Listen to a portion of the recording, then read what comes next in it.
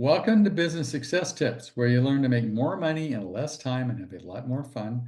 I'm your host, Paul Sanneman. I'm founder of Contractor Staffing Source, where we help contractors build great teams.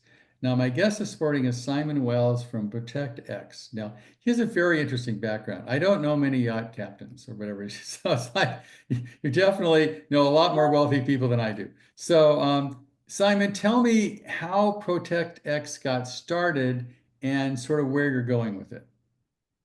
Well, thanks very much for having me, Paul. Very great to be here and part of your podcast here. It's awesome. Yeah, I'm originally from Sydney, Australia. I have a 25-year career in the mega yacht industry. As a yacht captain, I worked my way all the way up from a deckhand all the way up to a master. During that period of time, I moved to the United States in 2003 and sort of solidified myself in the yachting community here. It was interesting because throughout the course of my career, not only was I a captain, but I had to project manage a lot of maintenance and repair work on these multi-million dollar mega yachts. And I immediately noticed something that was capturing on my OCD actually more than anything else, which was nobody was taking care of the yacht while it was under construction in a shipyard, undergoing repairs and maintenance.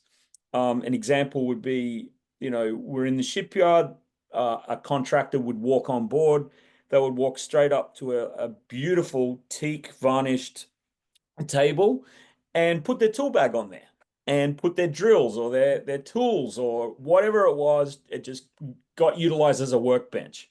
Then the crew would somewhat panic, fluff around and look for anything. And 9 times out of 10, it was an old drop cloth or a towel to just stick over the top of the table there.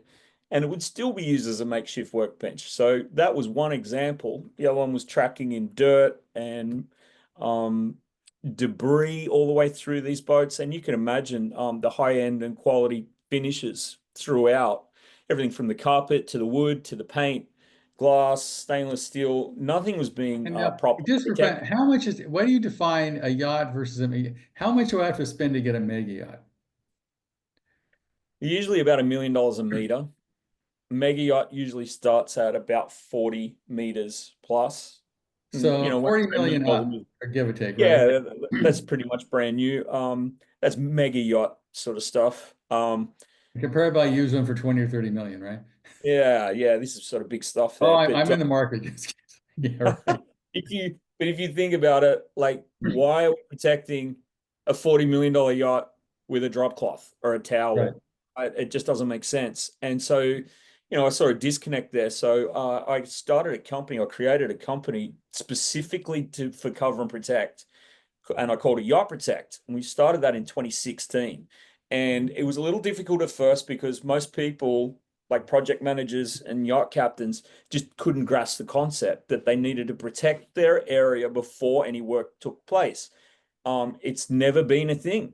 We've always just improvised. We've always just ran down to the store and grabbed a roll of cardboard or a roll of visqueen thin plastic and attempted to protect an area before we start work. It's almost like this obsession.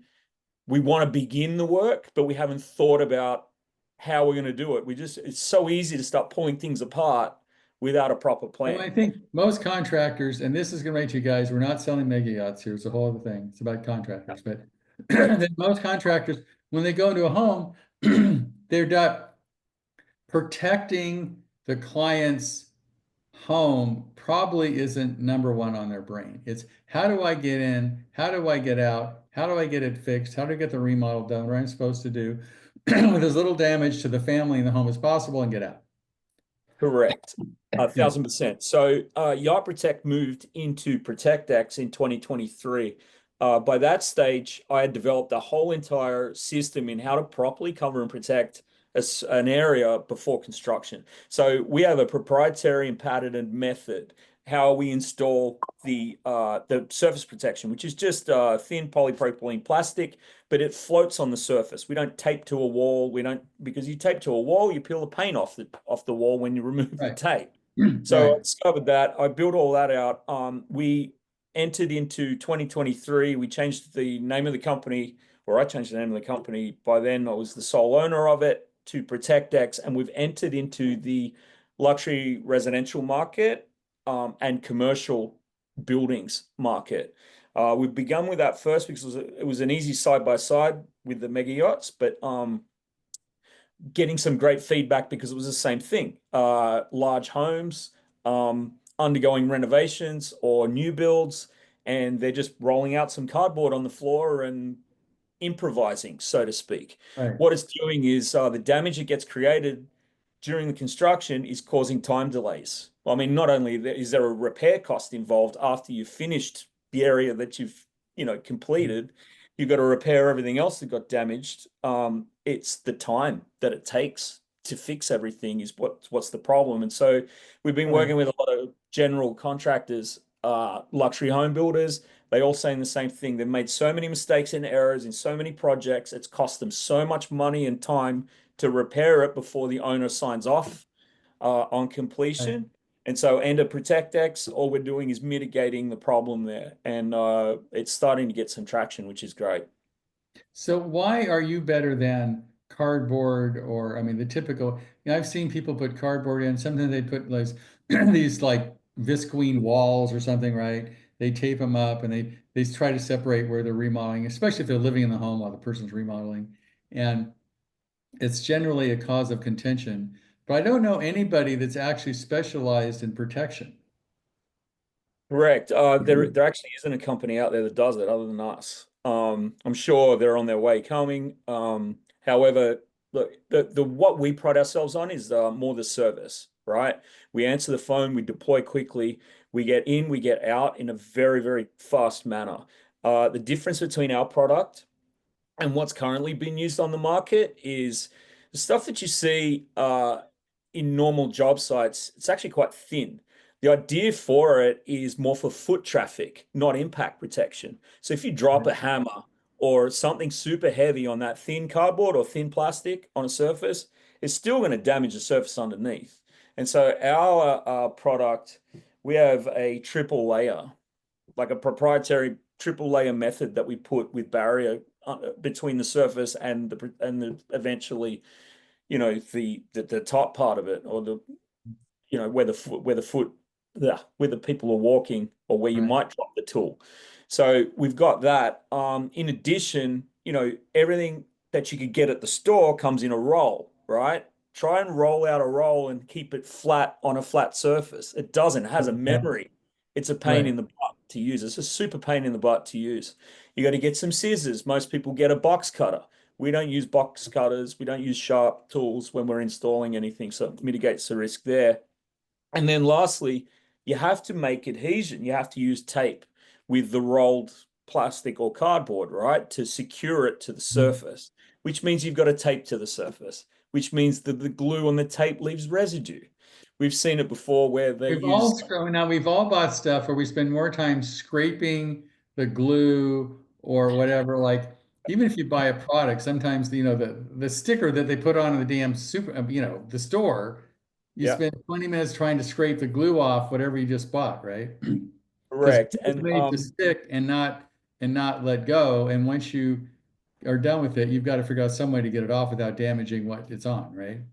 correct. And then nine times out of 10, especially if you're taping to paint or a painted wall in a house, the paint's coming off with the tape.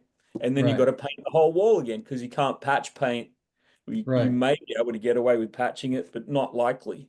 So now you've got to paint an entire area again just to finish off what was created. So basically, the protection made more damage than what it did any right, type of help, you know. And then as far as using visqueen sheet, to build some sort of like a containment tent, it's very common, but they're using like a spring pole system. It sags, it falls over. Somebody knocks the pole with their elbow accidentally. The right, whole thing collapses.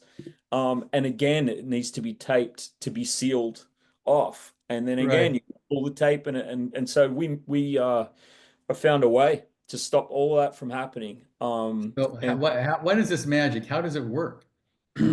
well, it's actually quite simplistic. It's not rocket science by any means.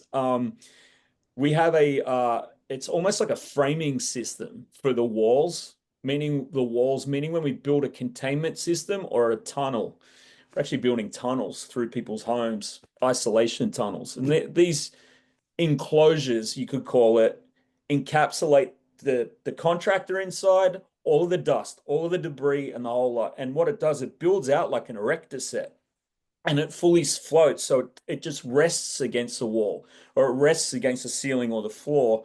And then the way that it's constructed is just fully integral through the job and it's fully floating on top of the surface.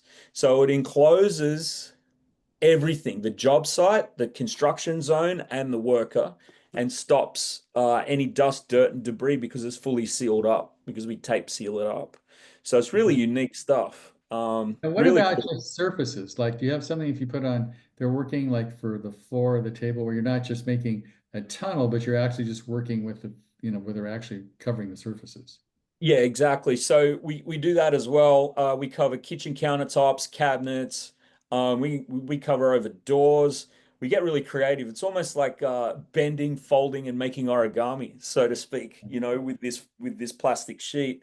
It's just a particular method that I invented to get it going, and it's tried and proven over. This will be the ninth year of doing it. Okay. Successfully, which is So question I have for you is, let's say, I know you're launching this company as we go, and you send a crew in, and they like, I can understand if I'm doing a $3 million house or a big project, how you send the crew there and get it done. What is the typical cost? Is it per square foot? How does it work to cover stuff?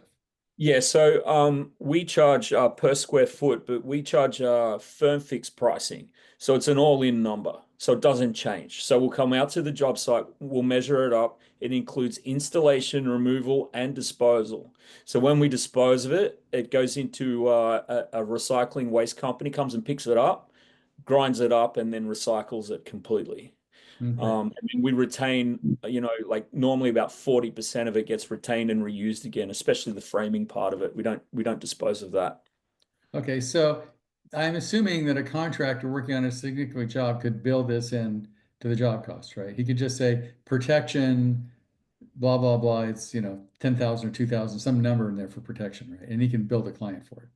Correct. And what we're finding is, I mean, historically, and it's always the way that it's always been, is they allocate a really, really, really small number for cover and protect. Everybody does because they just go and buy a roll of cardboard and that's it, right? And they improvise, and then they have to negotiate out at the back of the job when all the damage is there, who's going to fix what and when, right? So, Right. yes, we're trying to educate people that they should plan forward, right? And allocate a line item, an absolute line item for cover and protect, a proper cover and protection, not just a roll of plastic, Right. right? And that can be difficult to educate because, it's a bottom line number. A lot of GCs are in competitive bids, you know what I mean? And the end user, meaning the consumer or the person paying for the project, also needs to be educated in how important that it is, So right? give me an example of a contract that's used this successfully. That's used it A successfully. contractor, yes. You don't give Uh, me the name, but ABC Construction. How has it been work for a specific, a real contractor? yeah, absolutely. So we had a large home builder. They built like 5,000 homes in Southeast Florida in a big estate there. We were working with their warranty department, and there was a defective wall that needed to be repaired. Um, there was like a wave in the drywall. It was wavy. So they had to come in there and do some repairs. But we all know that once you start repairing drywall, it involves a lot of sanding, right? You got Right, sanding, you're making micro dust with drywall because you're sanding plaster and all right, sorts of craziness there, right?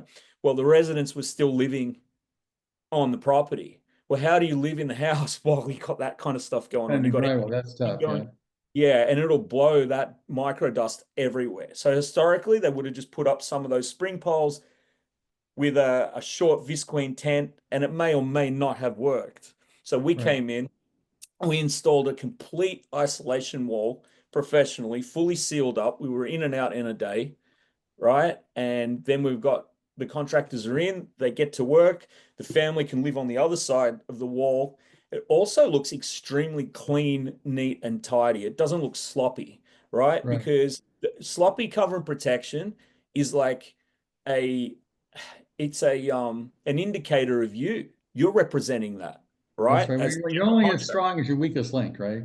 right, yeah. So it just show if you use proper cover and protection, it shows that you one that you care and two that you're separating yourself from the competition. Now you may be charging more to cover the cost of the cover and protect, but I mean, you'll get better feedback, better results. You can add it to a portfolio and show your next customer or Right. client.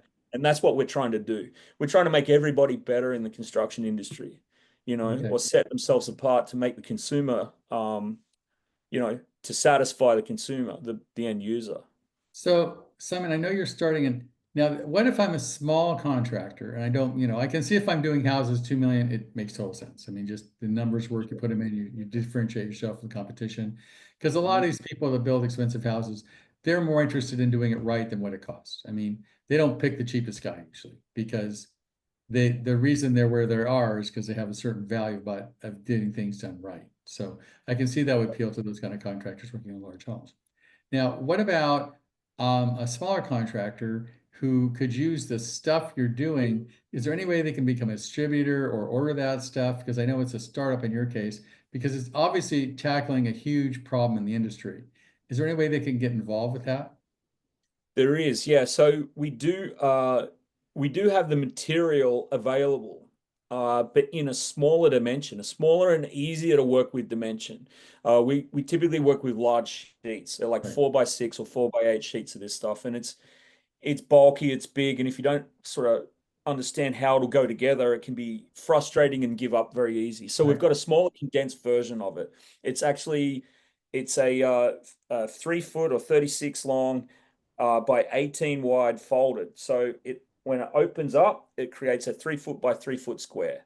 There's right. four of these sheets in a pack, and the pack, I kind of figured it out that it can fit between your hand and your armpit. So It you got can your tool carry. bag in one hand, and you got Right. the pack. We call it the mini pack in the other. And so you walk onto your job site, you pull out a sheet, and now here's your work mat. You can put it on a countertop. You can put it on the floor. You've got four of them, so you can spread them all out. They have an adhesive back, so they'll stick together, so you don't need tape. And then therein lies the answer for simplicity for more of the do-it-yourself type person. Smaller Um, contractors. I see that. yeah, I mean, and it'll fit in the trunk of the car. It'll fit on the shelf in your garage. It'll fit Right. in the closet in your house or in your work truck. Completely recyclable, totally reusable again and again and again. Right. Um, So let's say, because I was looking at your website, why don't you just tell the audience your website, because you can actually see how it works on your website. Some really good videos. you So, can, yeah, I've got so some cool information on there. It's protectx.com. Okay. So if you're into being innovative and you're tired of getting yelled at by clients for dinning their tables, I would suggest you go to protectx.com and it's all outlined there. Even if you're a smaller contractor, I think using materials could save you a lot of problems because I know, punch lists get longer instead of shorter, right? And when people come in and a contractor comes in, he starts with the original punch list. And it always becomes, well, did they do it or did I do it? Did the kid come in and like scrape the wall or did I scrape the wall? And the contractor always comes out on the losing end of that one. So if you do a super job, I guarantee your punch list is going to be way shorter than it normally is. And it'll probably save you way more than the cost of the product. So go to protectx.com and check it out. Simon, do you have any other words? No, I really appreciate the time there, Paul. It's been awesome. Thank you for Sure. giving me a So go to chance. ProtectX. I think it can make a big difference in your punch list. Have a good Okay. one. Thank you. All right. Cheers. Thanks.